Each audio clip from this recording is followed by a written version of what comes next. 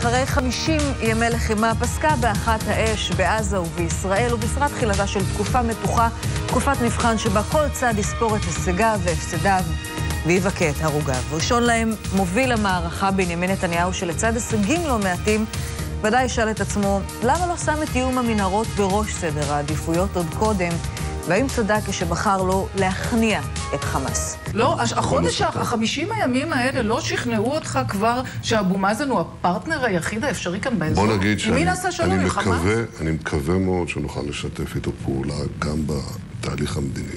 אני יכול להגיד לך שכשהייתי צריך לבחור האם אני רוצה שהחמאס ייכנס ליו"ש או שאבו מאזן והרשות הפלסטינית ייכנסו לעזה, אני בוחר בשני ולא בראשון. וכך אנחנו פועלים, וזה שלב חשוב, ראשון, ונראה אם הוא מתממש. הבעיה לדעתי במה שלא אומרים לציבור. נתניהו ואלון די הבינו שאין פתרון צבאי להכריע את חמאס. זאת דעתם, זאת שיטתם, תבואו ותגידו את זה. הפתרון האחר הוא מדיני. לנתניהו כרגע אין קלפים, אין מטבע שהוא מוכן לשלם בו על פתרון מדיני. כל פתרון מדיני לרצועת עזה יחייב פתרון רחב יותר בשטחים, עם מטבע שהוא צריך לשלם בו לאבו מאזן, למשא ומתן המדינה הפלסטינית. אין פתרון כזה. נתניהו מקדש את הסטטוס קוו. זו זכותו, זאת אמונתו, זאת השקפתו, הוא לא ציני. הוא חושב שאנחנו כנראה צריכים לחיות פה בסיטואציה כזאת, לקחת כמה שפחות סיכונים, להיות מאוד מאוד זהירים, לא להסתכן בשום דבר, לא במבצעים צבאיים ולא בוויתורים על שטחים או במהלכים מודיעיניים. תבוא ותגיד את זה לציבור. שר הביטחון משה בוגי יעלון הפגין לאורך צוק איתן מתינות ואיפוק מפתיעים יחסית לתפיסותיו, אבל גם הוא ודאי שואל את עצמו האם עכשיו הוא יכול להבטיח שקט לתושבי הדרום. היינו פה בתוך מבצע, בתוך הדירות ליישובים. זאת אומרת שאין פה הגדרה ברורה של הממשלה מה יהיה, מה לא יהיה, אם תהיה הבטחה או לא תהיה הבטחה, כי כרגע אין כלום. אי אפשר לטעות, הכל פה עוד רגיש ושביר.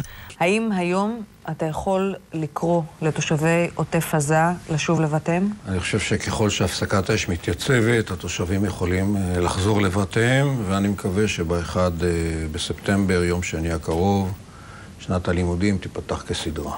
שבעצם הוא אומר לתושבי הדרום, חברים, אין לי כרגע פתרונות קסם, כן, כל שנתיים, 3, שנה וחצי, 4 שנים, נצטרך לחיות מלחמה כזאת, כי אני לא יודע להכריע אותם צבאית, אני לא חושב שזה אפשרי, ובתשלום המדיני, לדעתי, מסוכנת מדי כרגע מדינה פלסטינית בין הים לירדן, אני לא מוכן לשלם את זה, אני חושב שזה מסוכן מדי, הוא לא ציני, זה משנה סדורה אצלו. זה היה נראה מבחוץ כאילו הערכות המודיעיניות הישראליות לא קלעו בלחימה הזאת, ונתחיל אולי דווקא עם האמירה שלך באחת ממסיבות העיתונאים הראשונות שערכתם, שבה אמרת שעניין המנהרות תיפטר תוך ימים ספורים. זה לקח הרבה יותר.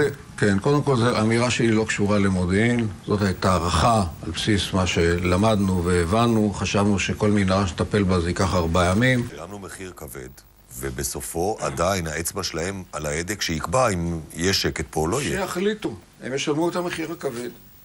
אם מישהו ינסה לאתגר אותנו, הוא ישלם את המחיר הכבד. כשנכנסת למבצע הזה בכל מה שקשור לעניין המנהרות, לא הייתה לך הערכה נכונה של המצב? לא, זה לא שאלה של הערכה. זה שאלה של כמה זמן לוקח לטפל במנהרות תחת אש, והייתה אש כבדה, וקיבלנו החלטה להרחיב את המבצע, ולכן זה יתארך.